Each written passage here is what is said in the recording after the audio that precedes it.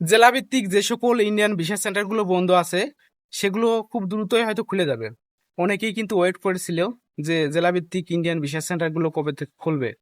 অনেকেই যশোর, কুষ্টিয়া বা যে সকল জেলাভিত্তিক ইন্ডিয়ান ভিসা সেন্টারগুলো বন্ধ আছে সেগুলোর জন্য ওয়েট করেছিল।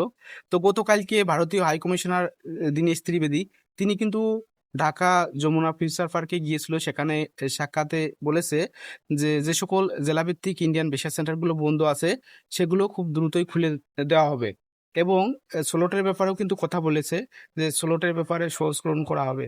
তো আমরা অনেকেই কিন্তু এই জেলাভিত্তিক ইন্ডিয়ান ভিসা সেন্টার বন্ধ থাকার কারণে অনেক ঝামেলায় পড়ছিলাম। তো আশা করছি খুব দ্রুতই খুলে দেবে। আপনারা জেলাভিত্তিক ইন্ডিয়ান ভিসা সেন্টারগুলোতে জমা দিয়ে ভিসা নিতে পারবেন। ট্যুরিস্ট ভিসা, মেডিকেল ভিসা বা অন্যান্য ভিসা। তো অনেকেই কিন্তু ওয়েট করেছিল, অনেকেই কিন্তু অনেক তথ্য দিয়েছিল। তো যে সকল ভিসা সেন্টারগুলো বন্ধ আছে সেগুলো হয়তো খুব দ্রুতই আপনারা শুনতে পাবেন খুলে দেওয়া হবে। তো যাই হোক, ভিডিওটি যদি আপনাদের ভালো লাগলে অবশ্যই লাইক, কমেন্ট, শেয়ার করবেন এবং চ্যানেলটি সাবস্ক্রাইব করবেন। আমি ইন্ডিয়ান ভিসা সম্পর্কে এবং মালয়েশিয়া ভিসা সম্পর্কে তথ্য দিয়ে থাকি সবার আগে।